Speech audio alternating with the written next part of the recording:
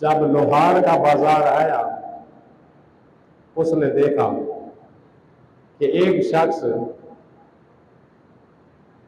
वो भट्टी और एक लोहे को गर्म करने वाली, उसमें लोहा उसने गर्म किया हुआ है, हाथ से निकालता है लोहे को, और उसका शागिर्द जमा हुआ है, वो उसी जगह पर रखता है। वो फिर ऊपर से उस लोहे को सीधा करने के लिए या जो औजार बनाते हैं वो औजार बना रहा है।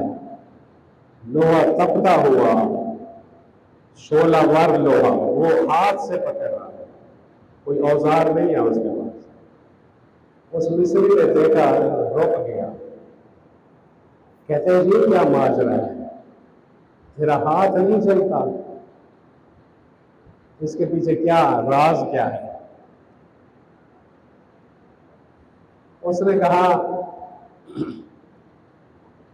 मैं एक अपने मोहल्ले का एक अमीर, मेरे पास जखीरा बहुत ज्यादा था। जब कहत पड़ा मिस्र में, खाने के लिए कोई चीज नहीं, लोग भूखे मर रहे थे, जिनके पास जखीरा था तो वे इस्तेमाल कर रहे थे, बाकी कहत में पड़े हुए। कहते हैं कि हमारे जवार में एक बेवा औरत रहती थी, वो आई मेरे पास, कहती है मेरे यतीम बच्चे भूखे हैं, मुझे कुछ दे। कहते हैं मैंने उससे गैर अखलाकी तौर पर गैर अखलाकी हाजत तलब की। अब समझ गए मैं इशारे से बात कर रहा हूं कि वो बहुत जीबा औरत थी, और उसने उसकी शहावत को भड़काया और उसने कहा मेरा ये काम कर दे, यार गैर शरई और अखलाकी, मैं फिर तुझे गंदम और हर चीज देने के लिए तैयार हूं। तो वो फिर चली गई बेचारी, शर्म हया करके चली गई। फिर दूसरे दिन फिर उसके बच्चे भूख से तड़प रहे थे, उससे बर्दाश्त ना हुआ, फिर आई उसके पास, कहते तेरे पास जखीरा है गजा का, मुझे कुछ अता कर दे, अगर हो सका तो मैं फिर वापस कर दूंगी। उसने फिर वही अपनी ख्वाहिश का इजहार किया। तीसरे दिन उससे बर्दाश्त ना हो सका अपने बच्चों की भूख, फिर वो आई, उसने कहा मैं एक शर्त पे तेरा ये मुतालबा पूरा करना चाहती हूँ, लेकिन शर्त एक है। उसने कहा क्या शर्त है? शर्त ये है तू मुझे वहां ले चलेगा जहां कोई देखने वाला ना हो, यहां तो अहल अयाल मोहल्ला है। वो कहता है मैं उसे ले गया शहर से दूर, मेरे मकानात थे, खलवत थी, तन्हाई थी, वहां ले गया, और फिर ये खातून को मैंने देखा कि वहां तन्हा कमरे में लरज रही है। कहते क्यों लरज रही है, किस चीज का खौफ है तुम्हें? कहता है ऐ शख्स तूने वफा नहीं की, मेरी शर्त थी कोई देखने वाला ना हो। कहता है देख ले यहां कोई है, तेरे और मेरे अलावा यहां कोई नहीं है।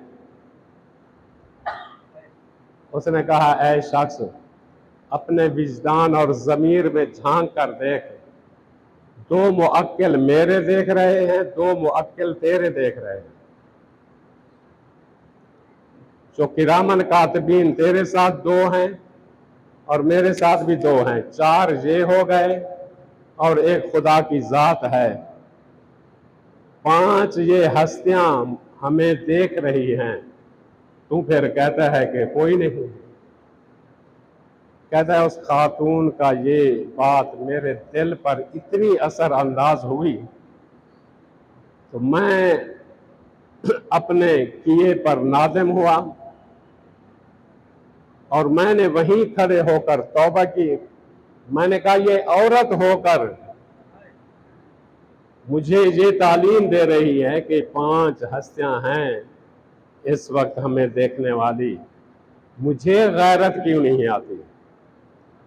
कहते वहीं खड़े होकर मैंने तौबा की और उस खातून को कहा, जब तक कहत रहेगा तेरा और तेरे बच्चों का नान और नफका मेरी गर्दन पर। वो कहता है उसी वक्त उस औरत ने दुआ के हाथ बुलंद किए, कहा कि ऐ परवरदिगार, इस शख्स ने जिस तरह अपनी आतिश शहवत को इस वक्त सरनगू किया है और अपनी आतिश शहवत को मिटा दिया है, बुझा दिया है, अपनी आतिश शहवत को इसने खत्म कर दिया है, ऐ परवरदिगार तू इस पर दुनिया और आखिरत की आतिश हराम करार दे। कहता है उस औरत का कहना था, मैं यहाँ बाजार में आया जब काम करने के लिए, यहाँ मैंने कहा जब औरत ने कहा है अल्लाह दुनिया और आखिरत की आतिश इस पर हराम करार दे, मैंने इम्तिहान के लिए हाथ डाला। कहता है वो आतिश मेरे लिए ऐसे गुलजार बन गई जिस तरह आतिश नमरूद इब्राहिम के लिए गुलजार बन गई।